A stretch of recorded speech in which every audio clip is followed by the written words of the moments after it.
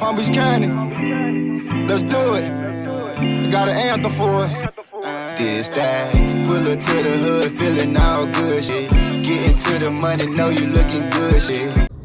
What's up, beautiful people? Good morning, good morning. We got off to an early start this morning, ladies and gentlemen. I have a speaking engagement that I'm excited to do this morning. You know what I mean? I'm going to speak to some middle school basketball players. Yep, I do that as well. Whenever the opportunity presents itself, I like to go, give a little bit of my testimony, give a little bit of encouragement, give a little bit of, just have a message for the youth, because that's what was done for me when I was younger. People used to come in and inspire us and educate us as athletes and as student athletes, and it was always a good thing, man. It always fired me up, man, to want to go achieve more, to want to go do more, to want to go be more, you know what I'm saying? It's always good to see an example of somebody that has been successful and did make it, in professional sports, and then for them to come back and give back their time and just let us know it's a great opportunity out there for us in the future, man. It always inspires and it helps motivate kids sometimes, man. You never know what kids going through. You never know how much they need, a boost. You never know who needs to help them, where they need the help from, So I'm just grateful that, the Palm Springs basketball coach, sought me out. He said he heard my story and wanted me to come in and share with his boys, and I'm definitely looking forward to it. I'm definitely looking forward to it. I can't wait to get in there and rub shoulders with the guys, see how they are, see what they're experiencing in their journey. Like I said, it's middle schoolers, 6th to 8th grade, so they just getting started. They just really getting started and figuring out life, but it's good that their coach gets people in front of them early, so they can kind of start on the right path. It's always good as they get older, the concrete gets harder, and you have to constantly stay on people with, when their head gets a little harder, when they get a little older, they feel like they know everything, and so on and so forth. So it's always awesome when you get a hold of kids young, and where they're still very impressionable, and you could just set a good example for them, man. They need it. They need it, you know what I mean? Even if they have both their parents at home, or just their mother, or just their father, it's always good just to hear another voice and see another person that they have no emotional attachment to, that's coming in there encouraging them, telling them, hey man, they can be whatever they want to be, because that's important. As me personally, growing up, with just a single mother and having her help, having my grandmother's help and my aunt's help, I definitely knew it was important for me to hear an outside perspective from a man, and see men who have been successful and made it to the professional level and all that stuff that I wanted to do. So, it was very, very cool, every time I had the opportunity to meet somebody who was doing what I wanted to do in the future, and it inspired me. It carried me a long way. It gave me a lot of great insight, and I was able to, I met a lot of, NFL guys when I was younger, growing up, Chris Carter, Larry Fitzgerald, Keith Byers, Reggie White, I met a lot of guys, man, that I can't remember off the top of my head right now. But yeah, man, it was definitely cool, man. It was always cool to see those guys and learn and just aim at the stars, just shoot for the stars, you know what I mean? So, hopefully that's what I can do for these guys today, man. And I heard there's some pretty good athletes in here in this group. I heard that there's a few of them that graduated from here that already have D1 scholarship offers to colleges, to big schools. I heard Palm Springs is an up and coming school. They've won a few championships these past couple of years, and so this is a program that they're cultivating a winning culture. And I'm happy that they chose me to come in and speak some words of wisdom this morning, ladies and gentlemen. So with that being said, I'm gonna go pick these boys up some sandwiches real quick. That's my way of giving back for this opportunity. So I'm gonna go pick them up some McDonald's sandwiches real quick, and then we'll be off to the school. And next time y'all see me, I'm gonna be up speaking. So I'll see y'all in a minute. What's up? Great opportunity. I appreciate you. First of all, what grade everybody in? What grade you in? I caught you with a mouthful. My bad. 8. 6. 6. 6. 6. 8. 8. 7. 7. 6. Okay. My 8th graders. Y'all remember when y'all were 6th graders? Yeah. Go fast, don't it? Yeah. Right? Yeah, go fast. 6th graders. Y'all remember when y'all was in 5th grade and 4th grade and right? Go fast, right? Yeah. So 7th grade, y'all in 7th? Anybody say 7th? Yeah, 7th. So basically I point that out to just let y'all know, see how fast time go? Right? Like a lot of times, man, you don't have as much time as we think. So that's what I've come accustomed to learning, right? I've come accustomed to realizing that time, we have it, but we don't. So it's important to take advantage of every opportunity that comes your way. We got big group now. How are y'all? So basically, with that being said, man, this is the opportunity. Y'all got good people that care about y'all, that stand on top of y'all, and want to see y'all succeed. And that's a gift all in itself. It's a lot of boys out there that don't have this. It's a lot of people out there that don't have people that care about them enough to stay on them every day and push them and to help them spiritually, mentally, physically, emotionally. You know what I mean? So that's a gift. So y'all need to be grateful for that. Gratitude is a huge part of life, and that's something I had to learn. So a little bit about me. I grew up in Riviera Beach, Florida. Was raised by a single mom. I have a son in the middle school. He goes to Rock. I was just telling the coach that. Just made the baseball team, so I'm kind of proud of me. You know, I can't tell him too much, so he gets big head real quick. So I got to keep him humble. But so I was raised with a single mom, my grandmother, my aunt. Let's see here. I played basketball in middle school. I was the only 6th grader. So in my middle school, you know, when I was in middle school, like long time ago, my team, my 6th grade year was all 8th graders and no 7th graders, and I was on the 6th grade. So if you saw my yearbook picture, everybody else up here, and I'm like, don't know my way down here. It looked crazy. So, but yeah, man, I knew going into, you know, from being a little kid that sports was gonna be my way, right? I knew that because you know, when you grow up in Riviera Beach and stuff like that, you tend to have a bit of a rough situation. So I knew that I needed strong male figures around me. My mom was a praying mom. My grandmother, you know, I come from a praying family and stuff like that, and they wanted to keep me out of trouble as much as they could, but they didn't know what other way to do it other than sports. And thank God I was pretty good. I just was naturally good in sports. So they put me in sports, and I just naturally gravitated to it. God always gave me great coaches. To you know, cling on to. Those were my father figures, and that helped me grow. You know what I mean? That helped me grow every single day. They stayed on me just like your coaches do. They didn't let up. I used to be like, man, why you on me?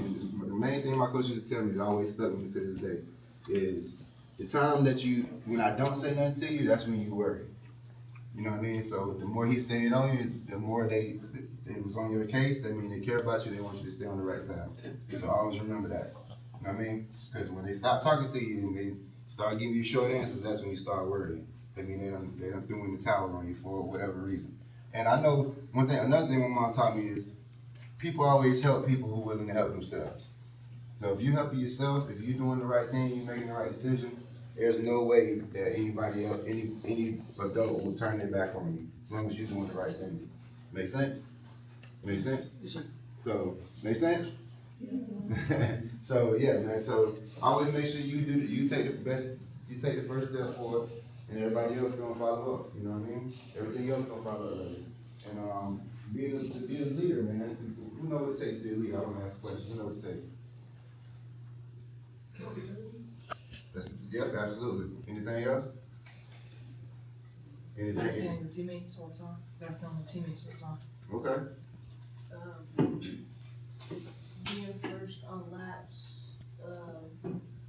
encourage your teammates to keep working. Okay.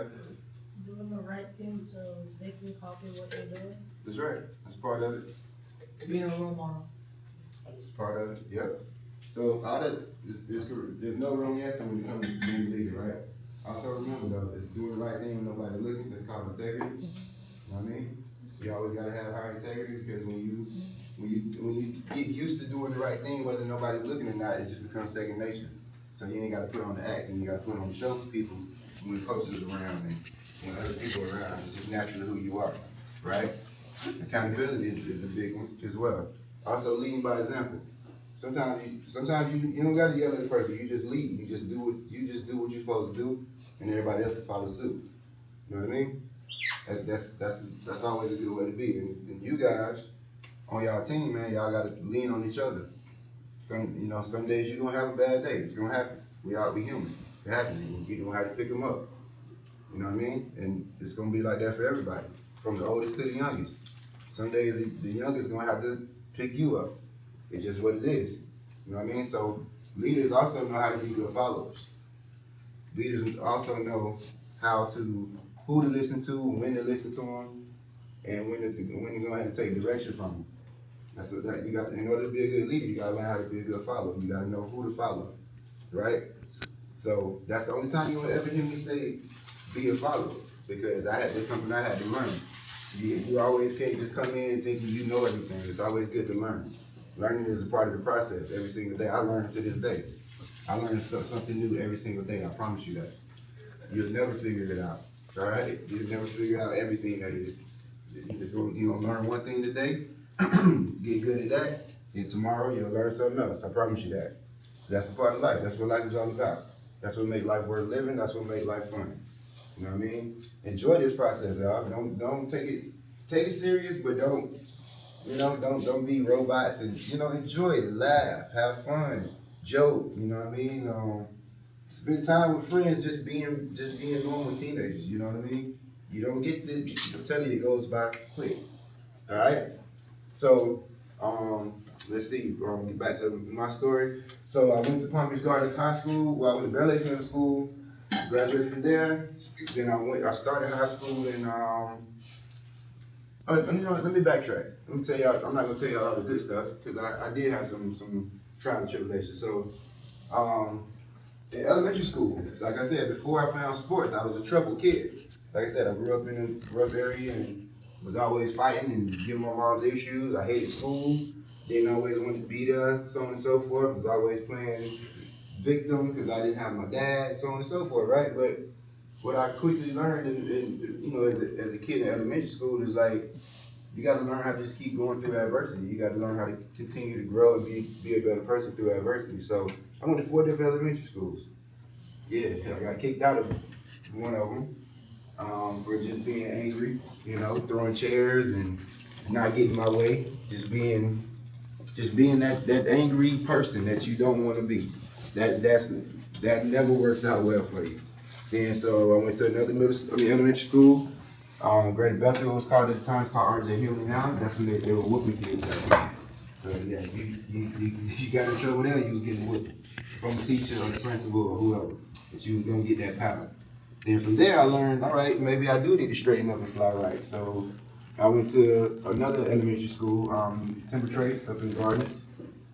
Did pretty well there, but then I still wanted to be a class clown and not really do much. Then my last elementary school, Seminole Trails, where I finally got it together, because that's where I found sports. That's when I realized, like, okay, I'm kind of good at football. Okay, I'm kind of good at basketball. Okay, I'm kind of good at baseball. I'm kind of fast. I can run. So then, that's when I started. My mom got me into recreational sports and started I started building those connections and learning, who I was as an athlete. And then learning who I was as an athlete helped me figure out who I was as a person. All right, so then I knew, okay, I got to do well in school if I want to participate in sports, because that go hand in hand, as y'all know, right? You can't do one without the other. You just can't, until you become a pro. Then you can just focus on your sport, but that's a long way away, right?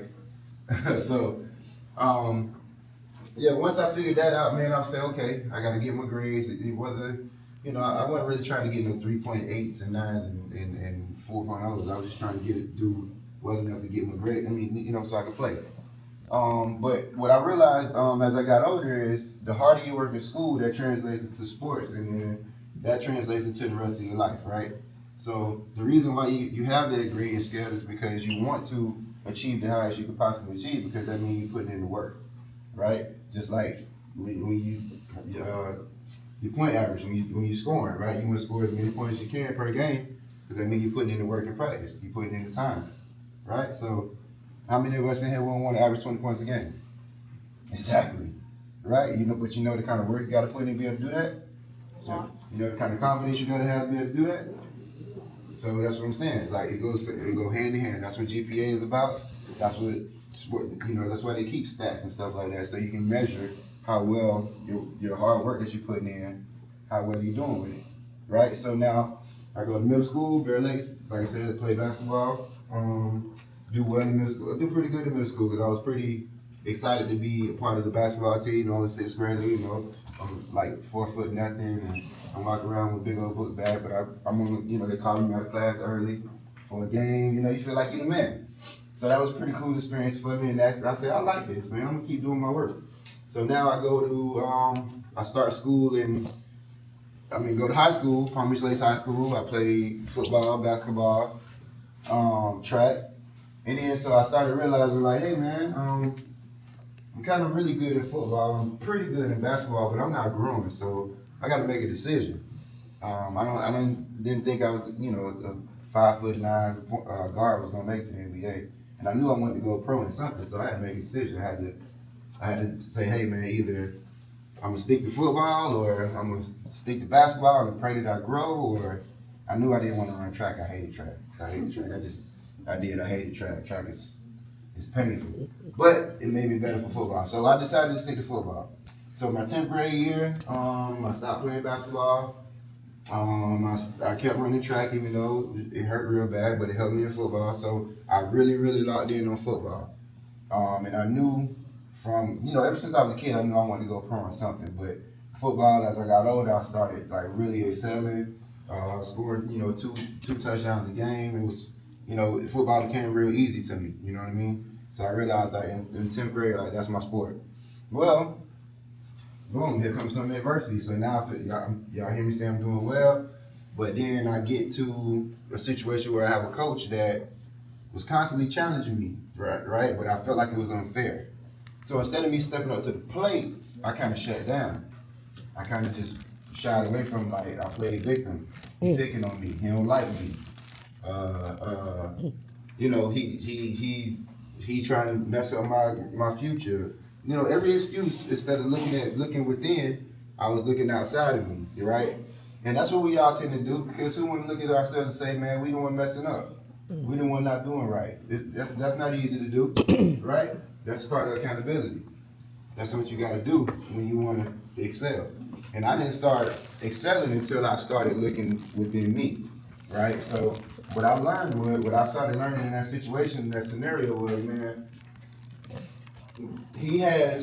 my coach at the time had a lot of talent on the team, right? I was undersized, I was really small, and really I felt like I had a bit of an ego, right? When you playing JV, junior varsity, you scoring 2 touchdowns a game, 3 touchdowns, you start feeling like you really better than what you really might be, right? But then when you go up to varsity, you start realizing like you're just a small fry in a big pond, small fish in a big pond. Coach, I felt like that was his way of humbling me, letting me know like, hey man, you still got work to do. You good, but you ain't that good, right? And I didn't know how to take that. Me, my ego was way out here. I was like, man, I'm killing JV. I can get up and kill varsity. What you doing?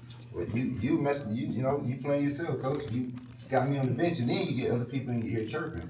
Man, you should be playing. You should be this. He tripping. Mm-hmm. So now you start getting this false sense of self, which is the athlete's worst nightmare. Athletes should not ever start feeling themselves more than the results that they're getting out of what they're doing, right? If you riding the bench and you average 3 points a game, you shouldn't be walking around school acting like you don't have nothing to do to get better. That's all, because some people do that. Some people really act like, I'm on the team, so I'm good. And it's like, nah, it's not enough just to be on the team. You know what I'm saying? How are you helping the team? How are you helping yourself? How you growing? How you excelling? Right? So you always got to constantly work. You always got to constantly stay focused. You always got to stay locked in, right? So now I start getting that, and so now I start busting my butt. I'm working out 2-3 times a day. I work out before school. I work out after school. I work out. I'm just running, lifting weights. I'm doing everything I can, and I'm like, so now I'm starting to earn a little time on the team, but not as much as I thought I should get. And now, other coaches and stuff are starting to notice, like, oh wait, he's excelling, he's doing this, he's doing that. But the thing about it was, I had rubbed my head coach so wrong with my attitude before, I kind of turned him off to me. Remember what I said, when coach stopped talking to you, that's when you're in trouble.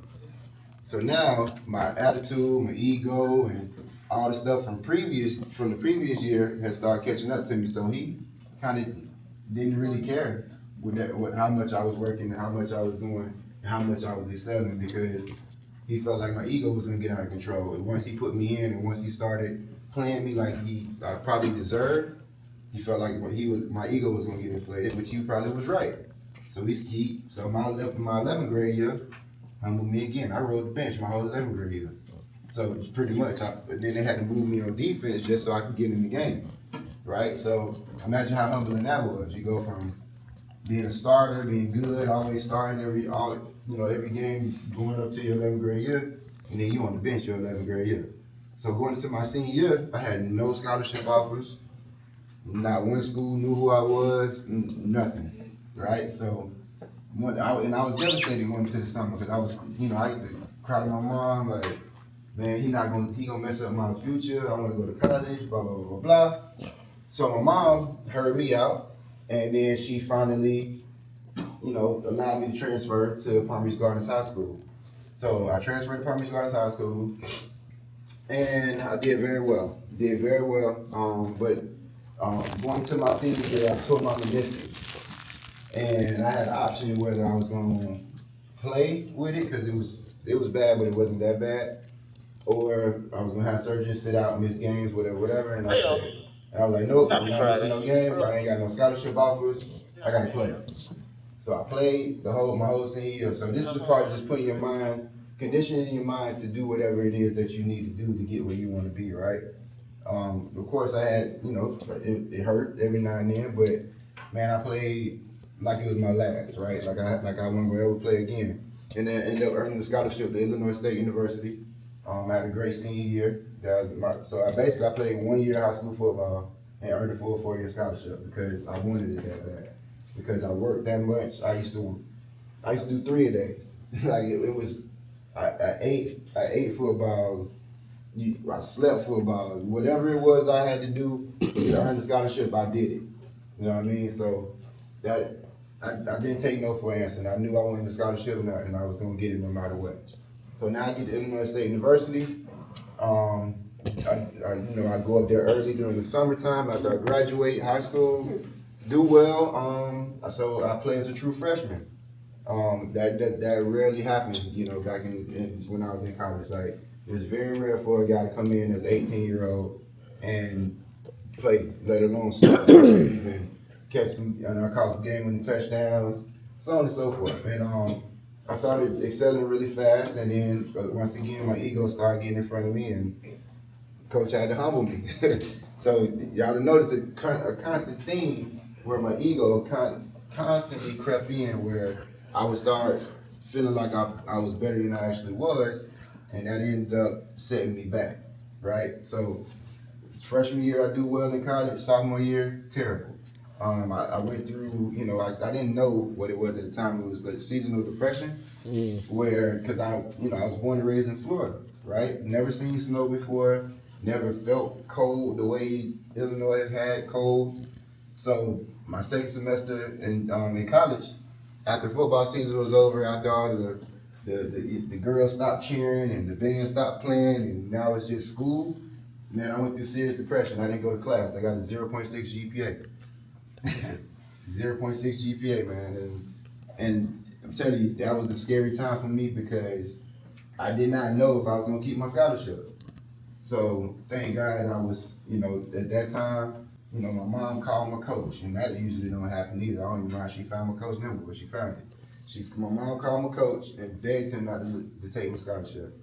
She told him I'll do whatever I need to do to keep my scholarship. I'll stay in school all summer, which I had to, by the way. And I went and saw my academic advisor, and she told me I had to get a 3.85 GPA over the summer, or I was gonna flunk out of school. So I stayed in school all summer, put my mind to it, because I knew I was like, man, I can't go back home. My mom was like, she was like, if you lose that scholarship, you can't come back to my house. I don't know where you're gonna stay, but you can come back to my house. So I'm like, okay, can't go back to Florida and be homeless. So I buckled down, and I got a 3.9 that summer. How I did it, I don't know. I just, prayed, stayed focused, and I just did it. Asked God to help me, and that's what it was. And I was focused. I was locked in. I was disciplined. You know what I mean? And that pays off. Trust me, it does. So now I get that done. I moved going to my sophomore year, but I was so unfocused my sophomore year. I ended up getting hurt again, messing up my left knee, tore my MCL. Like the 6th, 7th game of the season, so I missed the rest of the season, and that was like a real bummer for me because that was my first time ever getting hurt. Ever missed? How much time we got? You got about 5 more minutes. Okay. So cool. So yeah, man. So now,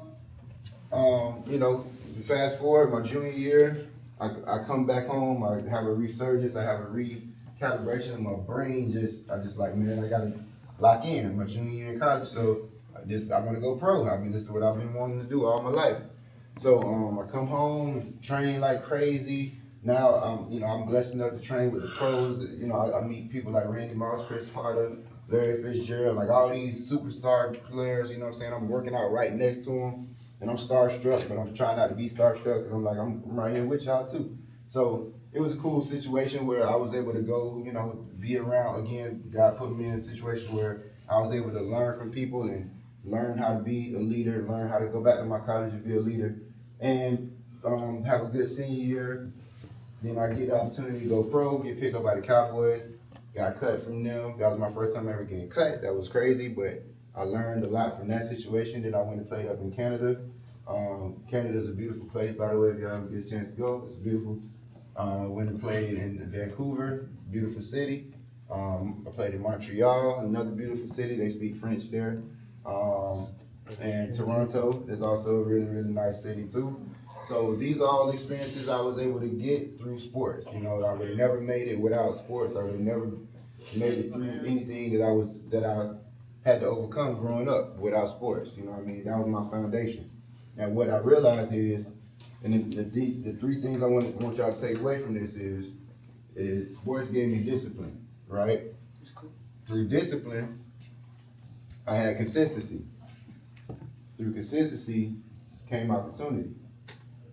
When the opportunity presented itself, I was prepared for it, and I took advantage of the opportunity.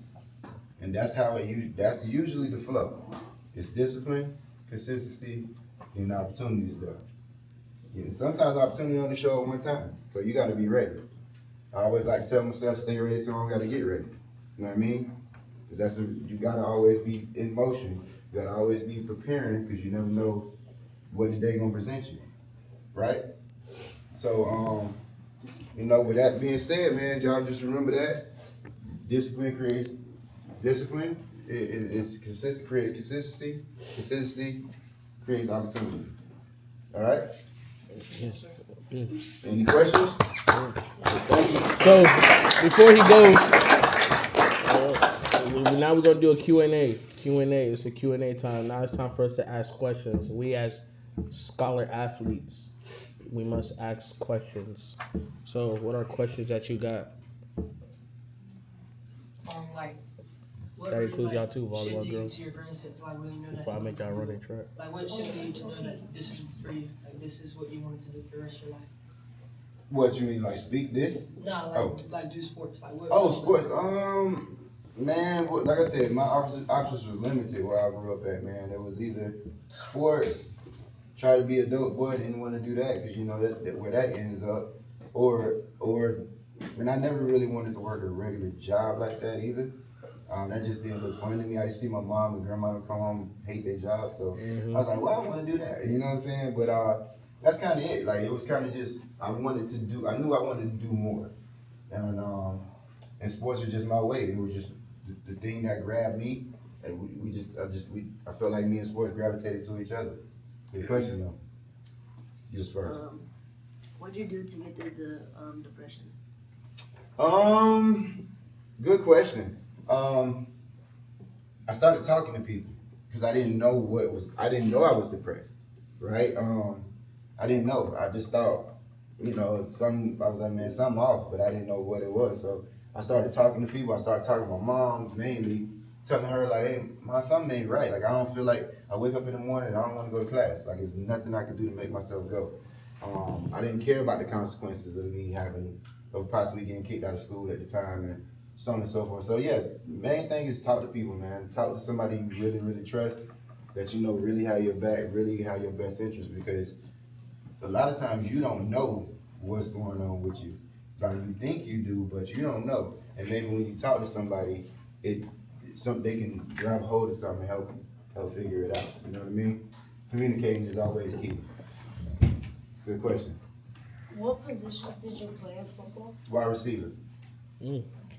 Wide receiver. How did you come back from getting cut? Oh man, man. I got angry. Right. I got angry, and I said, okay, this is not gonna ever happen to me again. So got angry. I started working my behind out, working out. Just I didn't party, didn't club, didn't do nothing. Just came back and said, man, you know what? I'm not gonna let another opportunity pass me by like this. And as long as it's in my control, I'm gonna make the team.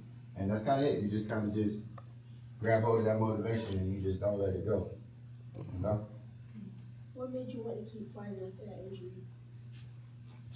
I never really wanted to be a quitter. I never really wanted to. I didn't want to look back and say, man, I wish I would have went back, or I wish I would have tried harder, or I wish, I didn't ever want that feeling. That I didn't want to have that conversation with myself, and I knew that at a young age, right? So I just didn't allow myself to quit on myself, basically, and also it gave me something to do. It was a challenge. It was a challenge. It was like, okay, I got hurt here. Let me see how fast I can come back in the right way. So it gave me something to do. And after my meniscus surgery, I was jogging in 2 weeks. Because everybody's like, oh, it'll take you a month or two. No, not me. I never, I ain't never really believe in other people, limitations. I don't put your limitations on me. Yeah. You know what I mean? Oh, like whenever you felt like you didn't feel like going to practice or you didn't feel like going to class, like what pushed yourself to keep going? Man, it's just sometimes you get in this place where you just know you just gotta do it. Like you just gotta do it. Because if ask yourself, what else would you be doing? What else you gonna do? Right? That's what I used to ask myself. What else was I gonna do? We didn't have cell phones still back in the day, so it was either I'm gonna stay home and just be bored and get yelled at by my mama, do the chores here, do this, do that, or go to practice. I chose practice every time. You had a question? Yeah. What is some advice that you'll give to like people who want to be like leaders of the team and stuff? People that want to be leaders of their team, Yeah. just show up every day. Mm. Show up and be the best version. Show up and be you. Mm. Show up and be you. Give people something to aim at. Give people something to learn from. That's it. And then and trust yourself. What? Trust the process. And just be the best version of you, no matter what it is. I got football. Like when you tore your meniscus, like did it stay with you through college? Nah, I mean, yeah. But I got it fixed after my freshman year in college. I played with it as a true freshman. It was this weird little thing. I used to have to like work it back into place, and So, but yeah, I was able to do that. I just was able to numb out the pain, and that's some extreme folks. What I really realized, like I saw people like Michael Jordan and Kobe Bryant and all these other people just play through pain, and I was like, if they can do it, I can do it. So. Yeah, man, you'll be amazed at what you can do mentally. Yeah. You'll be amazed at how far you can push yourself when you really put your mind to it. I promise you that. Like you can do a lot more than what you think. So this is a question to answer everybody. A lot of our scholar athletes like to date. Be in a relationship. What advice do you have for them as an athlete in your caliber to maneuver relationships? Great question. So, especially y'all wouldn't believe it. I tell people this all the time, man. Because my son in the 6th grade, so he thought he had a girlfriend in the 5th grade. So trust me, I get it. I get it. Trust me, but. Believe it or not, my mother did not allow me to have a girlfriend until I was in the 11th grade. Oh, wow. Going into my junior year. And when I say she didn't allow it, meaning, remember, like I said, we didn't have cell phones, so no girl couldn't call my house. No girl couldn't come to my house. And if I did pretend to have a girlfriend, I could only see her in school. And what is that? Like, we can't talk. But again, like, I understand the social aspect of it, and I can appreciate the fact that you guys want to build a relationship with somebody and grow with somebody, and honestly sometimes I feel like it's a healthy thing instead of you just jumping around from person to person.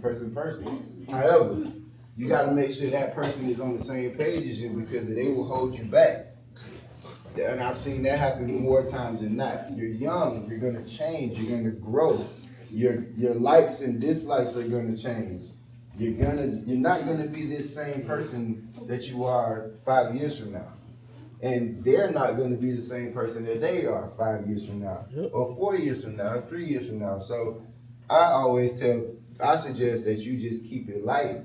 Don't try to be all serious, because you're gonna hold each other back. Mind you, y'all still teenagers and stuff. Y'all don't really know about what it takes to really be in a real relationship like that, man. I'm telling you. It's a lot more sacrifice than what you really should be giving. That's what relationships are about. Relationship is about sacrificing what you want for the other person that you're with.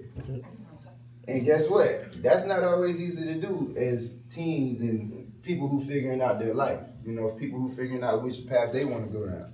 So yeah, it's true. So all right, beautiful people. So as you can see, I had a great time speaking to those kids, man, and they were full of good questions and bright-eyed and bushy-tailed, and they was eager to learn, and I was eager to teach them something, I hope what I gave them was a little bit of, it was insightful and it helped them, and I hope I get more opportunities to do that, man, and I'll share them with you guys, of course, and we're just going to keep on climbing, ladies and gentlemen. We're going to keep on going. We're going to keep on pushing.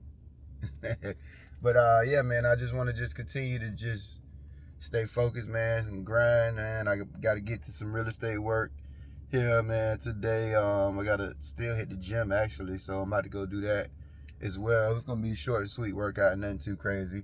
I'm going to eventually get the workout on camera, show y'all, a little bit how I move, what I'm saying, what I do.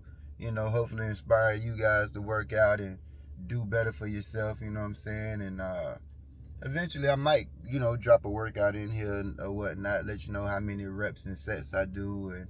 And, just let me know. Drop a comment, let me know if that's something y'all want to see, Drop a like, drop a comment. Let me know that's something you want to see. If you want to, get some workout tips or whatnot. Like I said, I'm not a coach. I will not coach you. I will not train you. I will not do none of that. I would just do a movement on here, do a lift on here, and then I put, how many reps I did, how many sets I did, how many, and you You work out at your own discretion. All right, I do not want to be a trainer. Tried it before, don't want to do it again. Too much babysitting involved. I don't have time for it. I'm just really just focused on, you know, inspiring and helping you improve you if you want to. You dig what I'm saying? So, with that being said, man, I'm about to get moving. I'll see y'all in a few. I ain't have much, but I learned the code, you gotta keep that thing tough. Dope boys on their corner trying to come up. Chasing paper later on, go to the club. Stay true from the beginning, don't forget your hood.